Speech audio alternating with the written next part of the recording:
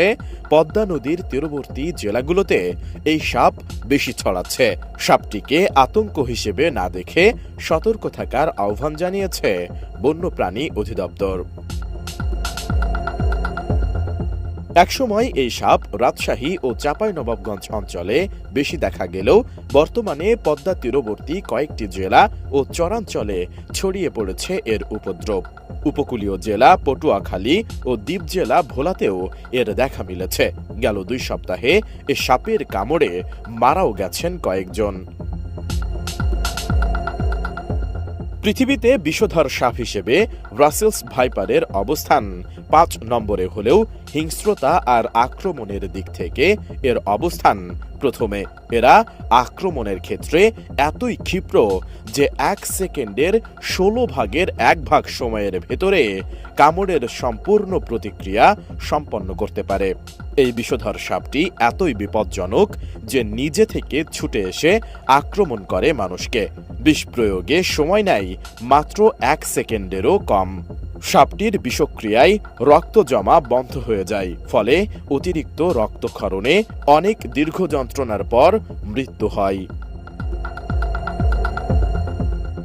Design, elegance, beauty, সেরা পণ্য সবার জন্য জেভিকো। জানা গেছে এখন পর্যন্ত 28টি জেলায় রাসেলস ভাইপার ছড়িয়ে পড়েছে। জেলাগুলো হলো নওগাঁ, চাঁপাইনবাবগঞ্জ, রাজশাহী, নাটোর, পাবনা, দিনাজপুর, কুষ্টিয়া, মেহেরপুর, চুয়াডাঙ্গা, ঝিনাইদহ, যশোর, খুলনা, সাতক্ষীরা, রাজবাড়ী, ফরিদপুর, মাদারীপুর, শরীয়তপুর, মানিকগঞ্জ, ঢাকা, মুন্সিগঞ্জ, বরিশাল, ভোলা, পটুয়াখালী, ঝালকাঠি, চাঁদপুর, লক্ষ্মীপুর, নোয়াখালী ও চট্টগ্রাম।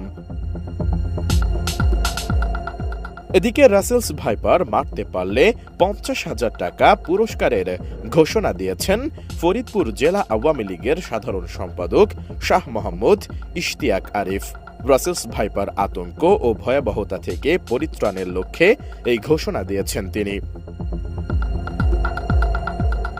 বৃহস্পতিবার বিকেলে শহরের হাসিবুল হাসান লাবলু সড়কে অবস্থিত জেলা আওয়ামী লীগের কার্যালয়ে বাংলাদেশ আওয়ামী লীগের 75তম প্রতিষ্ঠাবার্ষিকী উপলক্ষে কার্যনির্বাহী কমিটির প্রস্তুতি সভায় এই ঘোষণা দেন তিনি।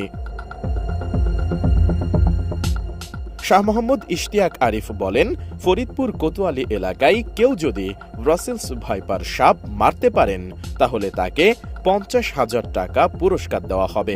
প্রতিটি সাপ মারার জন্য এই পুরস্কার দেওয়া হবে। যে যতটি সাপ মারতে পারবে সাপ প্রতি 50,000 টাকা করে পুরস্কার দেওয়া হবে।